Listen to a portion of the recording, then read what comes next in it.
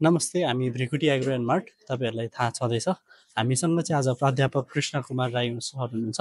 उहाँ चाहिँ राप्ती स्वास्थ्य विज्ञान प्रतिष्ठानमा कार्यरत हुनुहुन्छ अनि उहाँसँग चाहिँ हामी हाम्रो स्वास्थ्य बारेमा केही प्रश्न सोध्न जाँदैछौँ। सरलाई स्वागत छ सर। धन्यवाद। सर, नेपालीहरूमा मुख्यतया देखिने प्रमुख स्वास्थ्य समस्या चाहिँ के छ होला अहिले? अब अहिले सहर बजारको पपुलेसनमा जनसङ्ख्यामा खास गरिकन सहर बजार भन्नाले तपाईँको अब अहिले काठमाडौँ, विराटनगर, भरतपुर, पोखरा जति पनि ठुल्ठुलो सहरहरू छ नि, त्यहाँ बसोबास गर्ने जनसङ्ख्यामा चाहिँ नि यो नन इन्फेक्सियस डिजिजेसहरू बढी छ क्या। त्यो भनेको खानपानसँग सम्बन्धित रोगहरू बढी छ। भनेको मतलब के हो भने आराम गर्ने अनि खाना चाहिँ नि अलिक बढी खाने, चाहिने भन्दा बढी खाने, त्यो किसिमको शारीरिक एक्सर्साइजहरू नहुने। शारीरिक एक्सर्साइजहरू नभएपछि के हुन्छ भन्दाखेरि मोटापा हुन्छ।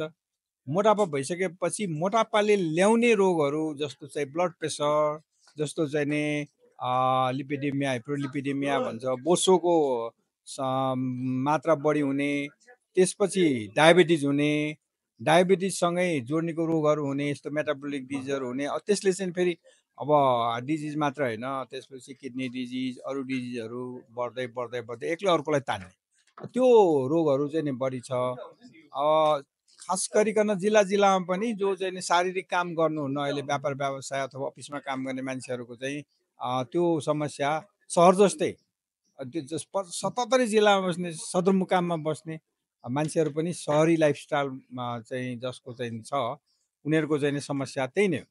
त्यसैले खेती किसान गर्ने मान्छेहरू जो पसिना बगाउँछन् उनीहरूलाई चाहिँ नि यो रोगहरू हुँदैन, किनभने उनीहरू शारीरिक कसरतहरू भइरहेछ, पसिना बग्छ, जसले गर्दा उनीहरूको शारीरिक रूपमा तन्दुरुस्त हुन्छ। तर सहर बजारमा चाहिँ शारीरिक रूपमा कम काम गर्ने भएको हुनाले यो रोगहरू चाहिँ बढी छ। हजुर सर। अब स्वास्थ्यमा हजुरले भन्नुभएको जस्तै खानपानले ठुलो प्रभाव पार्ने भयो होइन सर। त्यस्तै गरी अब अहिले हामीले नयाँ कन्सेप्ट सुनिरहेको छौँ अर्ग्यानिक खानाको होइन। यो अर्ग्यानिक उत्पादनको खानाले र यो फर्टिलाइजरयुक्त खाना खाँदाखेरि हाम्रो स्वास्थ्यमा चाहिँ के कस्तो भिन्नता, के कस्तो फरक हुन्छ, कस्तो खानाले कस्तो प्रभाव पार्छ होला सर? त्यो त झन् एकदमै महत्त्वपूर्ण क्वेसन सोध्नुभयो भाइले। के छ भने फ्याक्ट्रीबाट उत्पादन भएको खाना र पृथ्वी माताले अथवा भुइँले अथवा जमिनले अथवा माटोले उत्पादन गरेको खाना आकाश पतलको फरक छ। तपाईँले चाहिँ बच्चालाई, भर्खर जन्मेको बच्चालाई आमाको दुध र बट्टाको तपाईँले चाहिँ नि चम्चाले खुवाउने अथवा दुधदानीमा खुवाउने दुध होइन, त्यस्तै हो। उसले दुध पानी मिसिएको अथवा चिनी भएको त्यो आर्टिफिसियल मिल्क खानु र आमाको चाहिँ नि बच्चाले चाहिँ आमाको दुध खुवाउँछ नि, त्यही नै फरक हो। किनभने पृथ्वी माता भनेको चाहिँ माटोबाट निस्किएको जति पनि अन्नहरू छ सिधै तपाईँले खानु पाउनुभयो भने, जसलाई हामी अर्ग्यानिक भनेर भन्छौँ।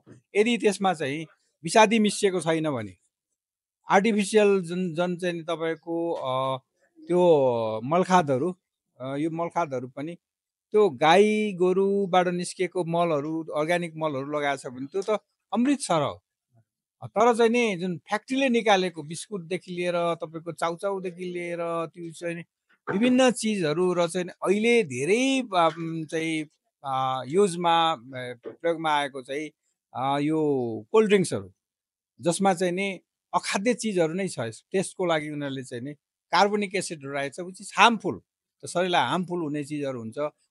यसमा सुगर यति धेरै हुन्छ, त्यो पनि हामीलाई अनावश्यक केमिकलहरू हुन्छ। त्यसले गर्दाखेरि त्यो कोल्ड ड्रिङ्क्सहरू झन् खतरनाक हो। त्यसैले मही खाने, दही खाने, दुध खाने होइन, त्यसको सट्टा मही खाने नि। अर्ग्यानिक चाहिँ नि अब पेय पदार्थको रूपमा हेर्ने हो भने तपाईँको फ्याक्ट्रीले निकालेको कोका कोला र चाहिँ डिउ खाने भनेको फ्याक्ट्रीले निकालेको चिज भयो। त्यसले चाहिँ नि त्यो फ्याक्ट्री मालिक धनी हुने भए होइन।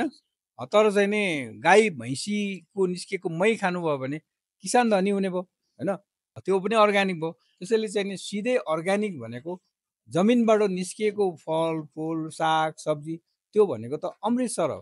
तपाईँले चाहिँ नि यो प्रोसेस फुडहरू खानुभयो भने, त्यो बिस्कुटहरू खानुभयो भने, पहिला त त्यो बिस्कुट बनाउने, त्यसपछि त्यहाँ स्टोर हुने, त्यसमा प्रोसेसिङ हुने, त्यसमा चिनी थपिने, अनि प्रिजर्भेटिभ थपिने होइन, यस्तो चिजहरू थपेर त शरीर त चाहिँ नि ध्वस्त बनाइन्छ। त्यस कारणले अर्ग्यानिक फुड र कमर्सियल फुडमा तपाईँले के हेर्नुहुन्छ भनेदेखि ठ्याक्कै एउटा चाहिँ नि अमृत हो, तपाईँलाई चाहिँ नि अमृत छ तर राम्रो प्याकिङ नहोला, सफासुग्घरै छ, राम्रो प्याकिङ नहोला। अनि अर्कोतिर चाहिँ विष राखेको छ, प्याकिङ चाहिँ असाध्यै आकर्षक छ होइन, यसै लिएर किनेर खाइहालौँ जस्तो चाहिन्छ। त्यही हो फरक त्यही। अनि पछाडि नेपालीमा देखियो नि मुख्यतया स्वास्थ्य समस्या यही खानपिनले छ र खानपिन सुधार्ने हो भने नेपालीको आधाभन्दा बढी स्वास्थ्य समस्याको निवारण यसै पनि हुन्छ होइन त? एकदम मान्छेहरू हेल्दी हुन्छन्, अलिकति कसरत गर्ने होइन, तौलहरू चाहिँ नि बढी तौलहरू उपयुक्त होइन। त्यो अर्ग्यानिक फुडहरू खायो भने त्यसै पनि त्यति धेरै तौल लाग्दैन होइन। र सामान्यतया कसरत गरियो भनेदेखि मान्छेलाई औषध नै चाहिँदैन, मान्छे हेल्दी हुन्छ, दीर्घजीवी हुन्छ। हजुर सर, तपाईँको नामलाई धन्यवाद सर। धन्यवाद। Thank you sir.